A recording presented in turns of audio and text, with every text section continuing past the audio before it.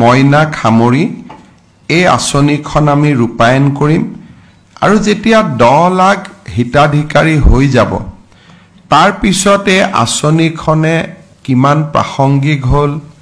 ই কেনেকুৱা ফল দেখুৱাব পাৰিলে তাৰ ওপৰত ভিত্তি কৰি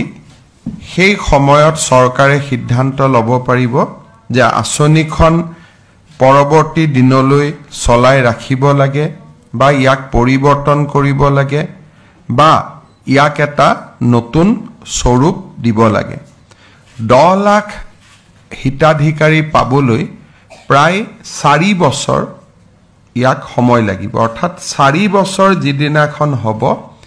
সেই দিনাখনহে ই 10 লাখ হিতাধিকাৰীক স্পৰ্শ কৰিব অৰ্থাৎ আমি অহা 4টা বছৰ এই আঁচনিখন এই ধৰণে আমি চলাই ৰাখিব পাৰিম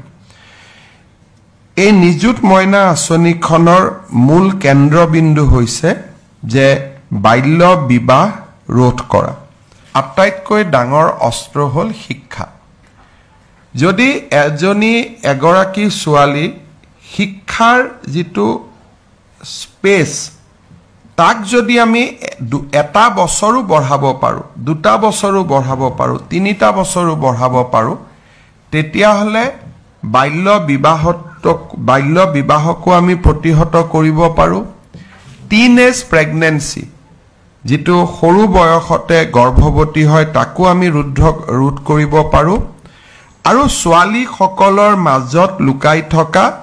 প্ৰতিভাৰ বিকাশত আমি সহায়ক হিচাপে থিয় হ'ব পাৰো কলেজত পঢ়া ছোৱালী বিলাকৰ কাৰণে আমি যদি চৰকাৰে এটা নিৰন্তৰ আৰ্থিক সাহায্য দিব পাৰো দেউতাক মাকৰ বোজ যদি কমাব পৰা যায় তেতিয়া হলেও আমি ভাবো যে ড্ৰপ আউট আৰু এডমিশনত আমি প্ৰেৰণা যোগাব পাৰো এই উদ্দেশ্য আগত ৰাখি ৰাজ্য চৰকাৰৰ এইবাৰৰ বাজেটত আমি সিদ্ধান্ত লৈছিলো যে উচ্চতৰ মাধ্যমিক প্ৰথম বৰ্ষ স্নাতক প্ৰথম বৰ্ষ আৰু স্নাতকোত্তৰ প্ৰথম বৰ্ষ আৰু বিএড প্ৰথম বৰ্ষ এই ছোৱালীসকলক আমি এখন নতুন আঁচনি দিম যি দেউতাক মাকৰ আৰ্থিক বোজা হ্ৰাস কৰিব আৰু ছোৱালীজনীও পঢ়াৰ কাৰণে চৰকাৰৰ বাজেটত আমি চেষ্টা কৰিছিলো যে 18টা বিশেষ আঁচনি যিকোনো মুহূৰ্ততে যাতে ৰাজ্যত ৰূপায়ণ হৈ থাকে আৰু তাক আমি অষ্টাদশ মুকুতাৰ উন্নয়নী মালা বুলি অভিহিত কৰিছিলো এই আঁচনিৰ ধাৰণাটো হ'ল যে কোনোবা এখন আঁচনি শেষ হৈ যায় বা চৰকাৰে বিভিন্ন কাৰণত তাক পৰিৱৰ্তন কৰে আৰু নতুন আঁচনি 18খন বা পুৰণা নতুন মিলি 18খন আঁচনি যিকোনো সময়তে আমাৰ অসমত যাতে ৰূপায়িত হৈ থাকে এইবাৰো বিত্তমন্ত্ৰী অজন্তা নেওগ ডাঙৰীয়াই যি বাজেট প্ৰস্তুত কৰিছিলে তাত এই অষ্টাদশ মুকুতাৰ উন্নয়নী মালাৰ ধাৰণাটো ব্যক্ত কৰিছিলে আৰু এখন নতুন আঁচনি তাত লৈ অহা হৈছিলে নিযুত মইনা আঁচনি নিযুত মানে আমি কি বুজি পাওঁ 10 লাখ আৰু মইনা মানেও আমি বুজি পাওঁ যে আমাৰ কণ শিশুসকল অৰ্থাৎ 10 লাখ মইনা খামৰি এই আঁচনিখন আমি ৰূপায়ণ কৰিম আৰু যেতিয়া 10 লাখ হিতাধিকাৰী হৈ যাব তাৰ পিছতে আঁচনিখনে কিমান প্ৰাসংগিক হ'ল ই কেনেকুৱা ফল দেখুৱাব পাৰিলে তাৰ ওপৰত ভিত্তি কৰি সেই সময়ত চৰকাৰে সিদ্ধান্ত ল'ব পাৰিব যে আঁচনিখন পৰৱৰ্তী দিনলৈ চলাই ৰাখিব লাগে বা ইয়াক পৰিৱৰ্তন কৰিব লাগে বা ইয়াক এটা নতুন স্বৰূপ দিব লাগে আমি যি 10 লাখ ছাত্ৰীৰ কথা কৈছো যদি এই বছৰ আমি অসমতে আঁচনিটো আৰম্ভ কৰো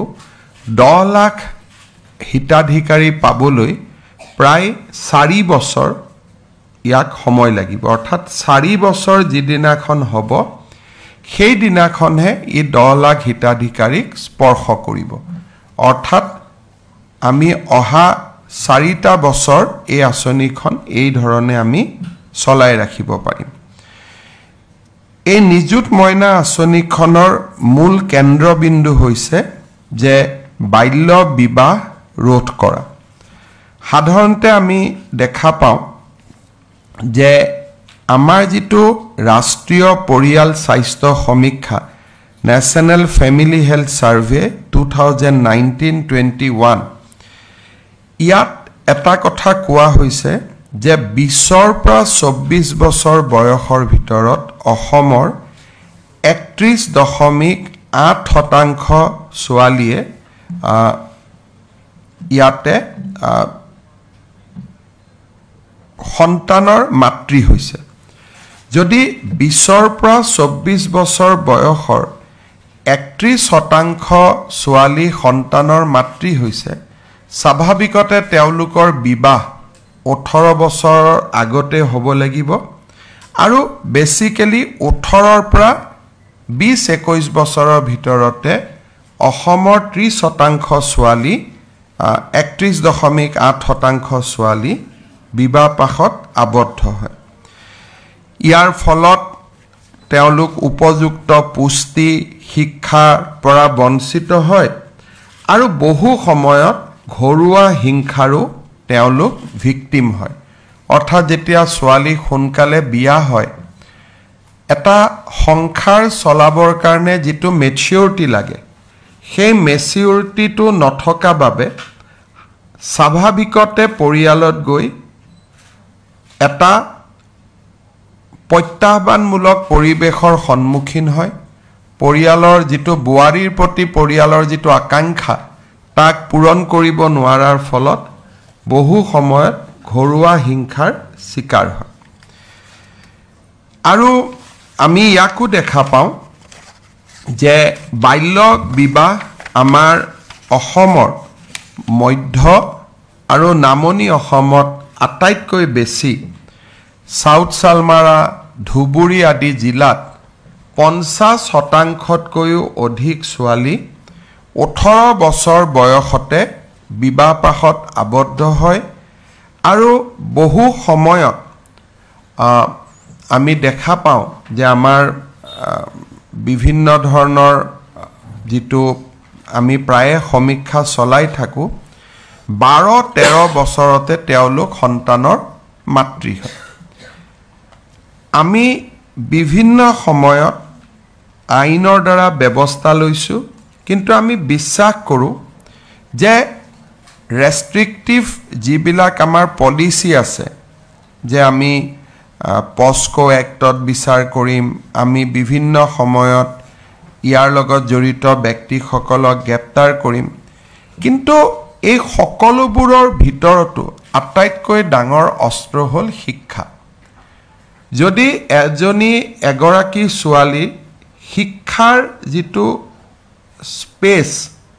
তাক যদি আমি এটা বছৰো বঢ়াব পাৰো দুটা বছৰো বঢ়াব পাৰো তিনিটা বছৰো বঢ়াব পাৰো তেতিয়া হলে বাল্য বিবাহকো আমি প্ৰতিহত কৰিব পাৰো টিনেজ প্ৰেগনেন্সি যেটো সৰু বয়সতে গৰ্ভৱতী হয় তাকো আমি ৰোধ কৰিব পাৰো আৰু ছোৱালী সকলৰ মাজত লুকাই থকা প্ৰতিভাৰ বিকাশত আমি সহায়ক হিচাপে থিয় হ'ব পাৰো দুৰ্ভাগ্যক্ৰমে হক যে আমাৰ ৰাজ্যত বহু চৰকাৰ আহিছে গৈছে কিন্তু ছোৱালী সকলক কেন্দ্ৰ কৰি আজিলৈকে চৰকাৰসমূহে এনে ধৰণৰ কোনো ইন্টাৰভেনশন বা হস্তক্ষেপৰ কথা চিন্তা কৰা নাছিল আমি নীৰৱে মানি লৈছিলো যে কম বয়সতে বিয়া হয় দেউতাক মাকে বিয়া দিয়ে আমিও কি কৰিম আমি আমাৰ ইয়াত ভূমিকা কি অৰ্থাৎ এটা ডাঙৰ সামাজিক সমস্যাক আমি নীৰৱে স্বীকাৰ কৰি লৈছিলো আৰু ইয়াৰ বিৰুদ্ধে আমি কোনো ব্যৱস্থা হাতত লোৱা নাছিলো এতিয়া আনুষ্ঠানিক শিক্ষাৰ আটাইতকৈ ডাঙৰ সমস্যা কি বিদ্যালয় পৰ্যায়লৈকে 10মান শ্ৰেণীলৈকে শিক্ষাৰ সাৰ্বজনীন হৈছে আৰু প্ৰতি বছৰে প্ৰায় 3 লাখ ছোৱালীয়ে মেট্ৰিক পৰীক্ষাত হয় বহে অথবা ক্লাছ 10লৈকে তেওঁলোকে পঢ়া শুনা কৰে ই আমাৰ জন্মৰ হাৰৰ লগত অলমোষ্ট ইকুইভেলেন্ট অসমত 6 লাখ 6.5 লাখ সন্তানৰ জন্ম হয় আৰু 3 লাখ ল'ৰা ছোৱালীয়ে যদি মেট্ৰিকলৈকে পঢ়ে তেতিয়ালে 80% to 85% ছোৱালীয়ে 10মান শ্ৰেণীলৈকে পঢ়ে মেট্ৰিক তাতকৈ অলপ কম দিয়ে আৰু তাৰ পিছত উচ্চতৰ মাধ্যমিকত নামভৰ্তিকৰণৰ সংখ্যাটো আৰু কমি যায় ইয়াৰ দুটা কাৰণ হৈছে যে উচ্চতৰ মাধ্যমিক বিদ্যালয়বিলাক ক্লাছ 10লৈকে পঢ়া স্কুলখনতে নাথাকে